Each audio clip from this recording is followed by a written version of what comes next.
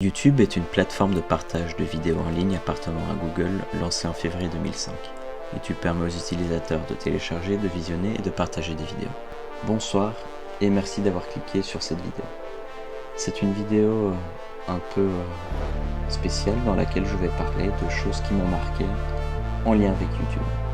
Ce seront souvent des sujets que je vais aborder des sujets que j'ai vus quand j'étais plus jeune, qui m'ont marqué parce que ce n'était pas nécessairement approprié par rapport à mon âge. Bref, bon visionnage.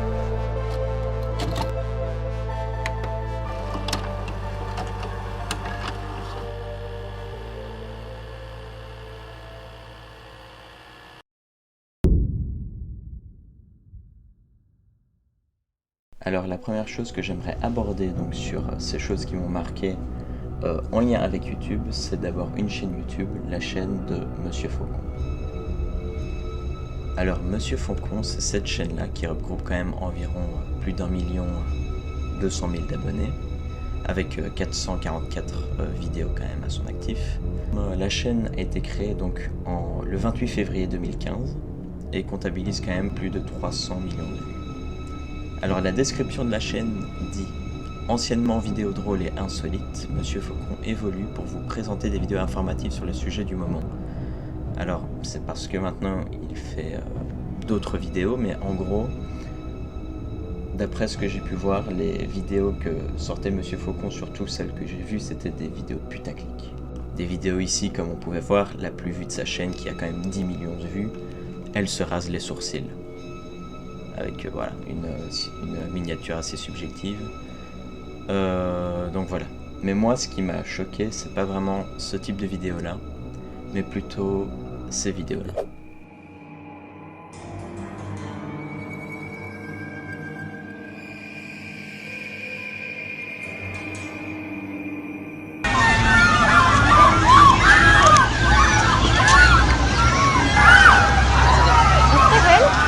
That was someone flying, right?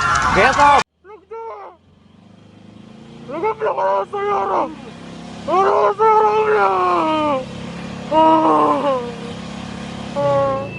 Des vidéos, on peut voir des créatures. J'avais vu ces vidéos-là quand j'étais assez jeune et ça m'a vraiment terrifié. J'étais vraiment... Ça m'a vraiment horrifié. La vidéo maintenant n'est plus vraiment active, elle n'a pas sorti de vidéo depuis environ 1 an. Ce sont des vidéos qui marchent beaucoup moins, la dernière étant sortie donc il y a 1 an avec seulement environ 6000 vues.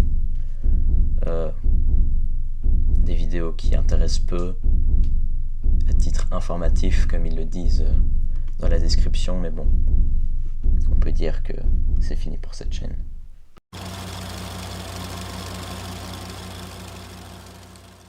Alors, Happy Tree Friends, c'est une série d'animation qui a été créée et popularisée en 1999. C'est une série d'animation qui peut très facilement être confondue avec un dessin animé de tout ce qu'il y a plus de banal. C'est un dessin animé qui met en scène divers animaux qui sont très très vite impliqués dans une série de scènes extrêmement violentes et gore.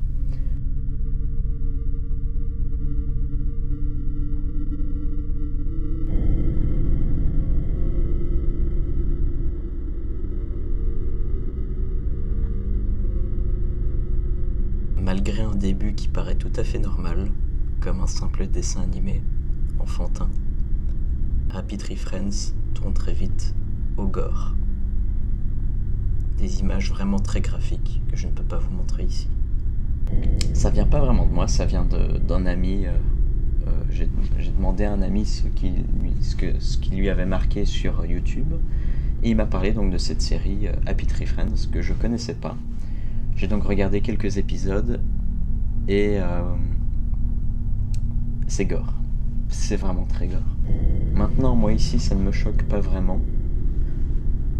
Parce que je n'ai pas vu ça étant petit, mais Le problème, c'est que ça peut vraiment être pris pour être un vrai dessin animé et de très jeunes enfants pourraient tomber dessus assez rapidement et regarder l'épisode et en être marqués malheureusement.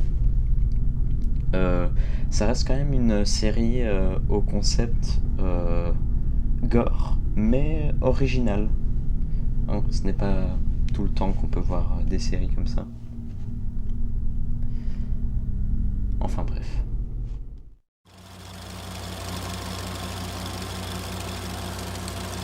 Le Momo Challenge est une tendance qui a atteint son pic en 2018.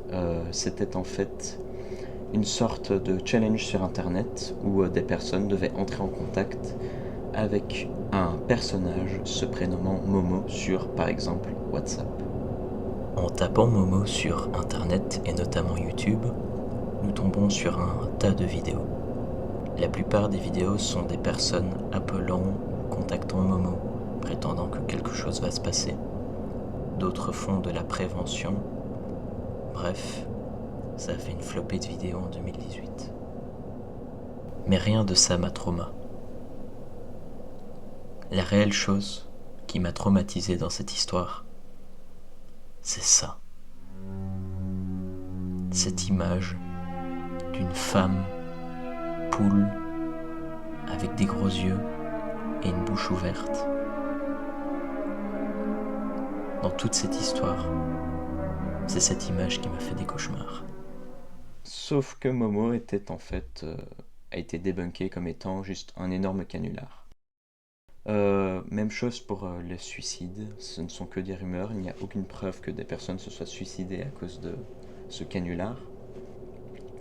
Ce qu'il y a bien eu lieu par contre, c'est une sorte de psychose générale sur internet et avec les parents de mineurs avec ce challenge qui terrorisait un peu, qui a terrorisé un peu pendant quelques temps. 1000 morts insolites. Alors, 1000 morts insolites, c'est donc une émission télé américaine qui a été diffusée de 2008 jusqu'en 2012. Et c'est une émission qui va reprendre des cas de décès qu'on peut considérer comme insolites.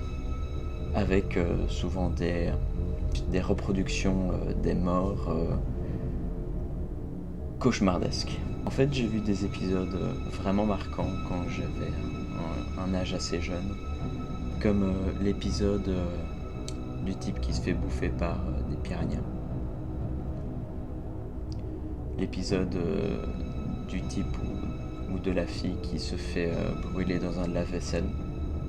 Mais celui qui m'a le plus marqué, c'est l'épisode de la fille qui se fait décapiter. Alors bien sûr, ce sont des reproductions des morts. Hein. C'est quand même basé sur des faits qui se sont réellement passés. Moi, quand j'étais petit, je pensais que tout ce que je voyais était réel. Et ça m'a marqué. Je vous laisse avec cette image d'un type qui est en train de se faire bouffer par des piranhas. Son bras est complètement arraché, il ne reste plus que les os. J'ai flouté car c'est extrêmement gore, mais voilà. Faites attention quand vous allez sur internet, surtout quand vous êtes jeune.